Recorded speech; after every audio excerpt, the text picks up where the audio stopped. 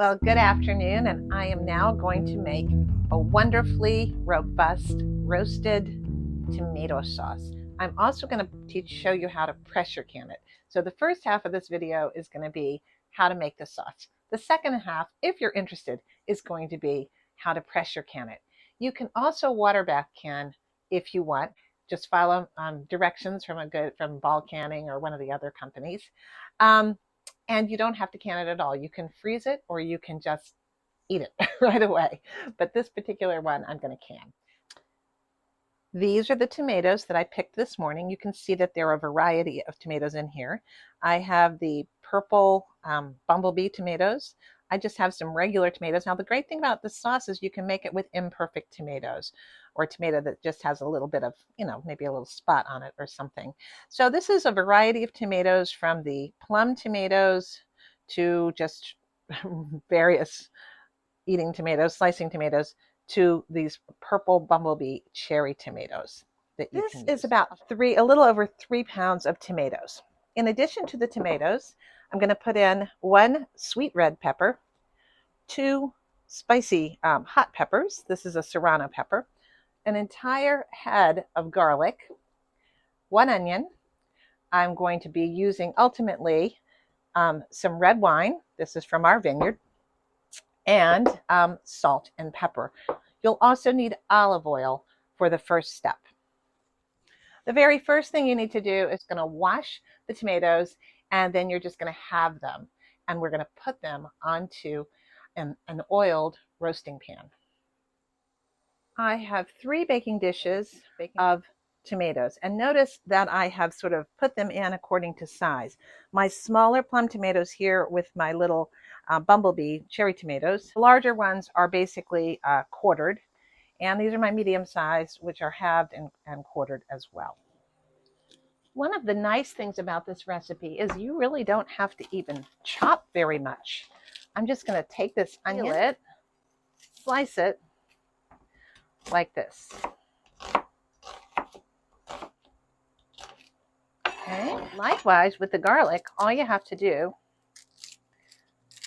is peel it. You don't need to chop it. Paper outside off, smash it a little.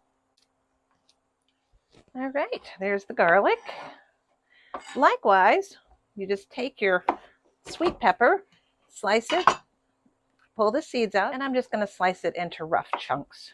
All of this is going to roast right along inside with the tomatoes. Okay, there we go. Doesn't have to be real small. And I'm just going to slice the hot peppers. I'm going to quarter them. Be careful not to touch your eyeballs.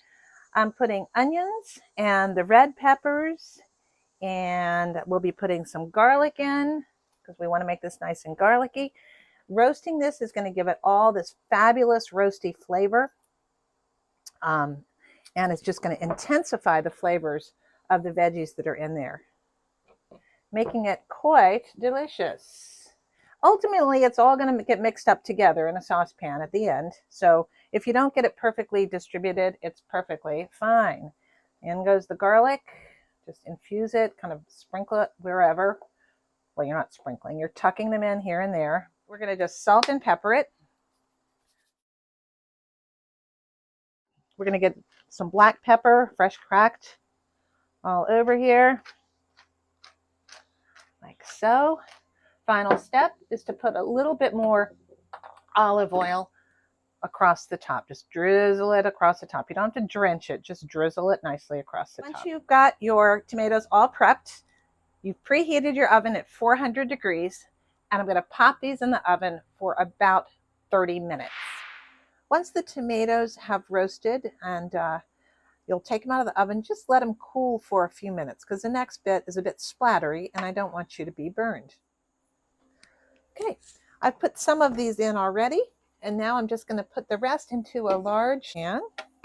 Before you turn the heat on, I'm going to take my immersion blender and blend this up. If you don't have an immersion blender, you can just use a regular blender or Magic Bullet or food processor, something like that. Just make sure it's not too hot so you don't get burned. You'll notice that this is very thick sauce already, and that's what's happened by roasting the tomatoes and things first. Turn my heat on to about a medium, and I'm going to add a cup of red wine. I'm just going to stir this in, and I'm going to let this cook for about 20 minutes, and it'll get nice and melded. All right, that's all you have to do to make the sauce. Now, if you want to stick around and learn how to pressure can it, you can do that. If not, you should sign off now. Okay, it is now time to pressure can the tomato sauce, and I'll tell you how to do it. This is the beast, otherwise known as the pressure canner. It has a rack in the bottom, and the first thing you want to do is make sure to inspect the rubber gauge to make sure it's tight in there, and you want to look through that little steam release to make sure you can see daylight at the other side. What you do is put 3 quarts of water in the bottom of the pressure canner. Now you'll just set this on the stove and turn up the heat. That's easy. All right, I have my jars all lined up here, my hot product right here. And I've got my scooper upper.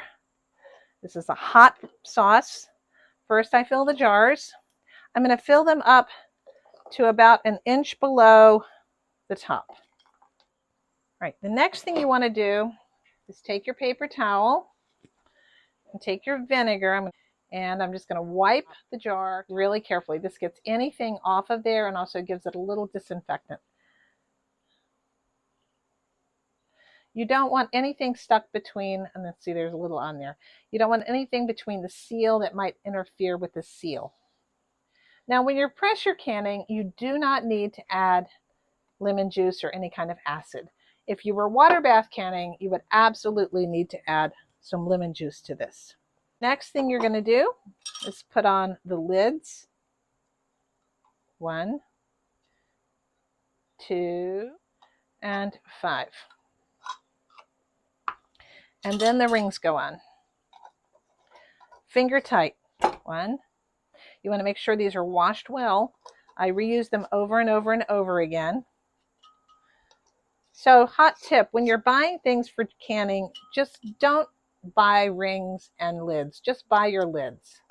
And if you do that, then you're going to be able to use your rings over and over and over again, and you'll always be prepared. You can go online and buy the lids in bulk. All right, you want to do this finger tight. Next thing you want to do is take your jars with the jar puller and put them in the pressure can. When the steam begins, when this little guy pops up, the steam, you're going to want to set the timer for 10 minutes and let that steam begin to build up. Then we'll put the top on the valve. Here's the trick that I have learned that works really well with pressure canning. The thing you want to do is build your pressure slowly, and you want to avoid big swings in pressure. So I start with mine on a medium high, and then I back it down very slowly. I look for increments. When it builds to 5 pounds of pressure, I back it down to a 6. When it builds to 8 pounds of pressure, I back it a little bit down. What I'm looking for is to have this held at 11 pounds of pressure for 25 minutes. Okay, 11 pounds of pressure steadily for 25 minutes. If your pressure drops below 11 pounds, you have to start the timer all over again. So this is the part where you want to watch, and you don't want to like wildly turn the dial to bring it up or down. You want to do everything very, very slowly. Once you get to 11 pounds of pressure, it's pretty much going to hold. But if you begin to see it rising up over 12, then you just back it off just a little bit. You bring it down, but don't let it drop below 11. Keep it in that 11 zone to 12 zone at the max. Don't let it swing wildly. It's a little bit of a trick, but if you do things in small increments, you'll have great success. So you just want to maintain that pressure. Now that's going up just a little, so I'm going to back off from a 6 down to about a 3.5. All right, our timer is ending. Super important, you just let it sit. You're going to let it sit until that pressure valve, that little valve, steam valve, pops down. At that point, you can take the cans out and let them sit for 24 hours. Be sure to check out all of my other recipes and cooking videos. I have a whole bunch on my web channel. If you love to garden, or if you just love to cook, this might be a channel for you. So do subscribe and help me grow my channel.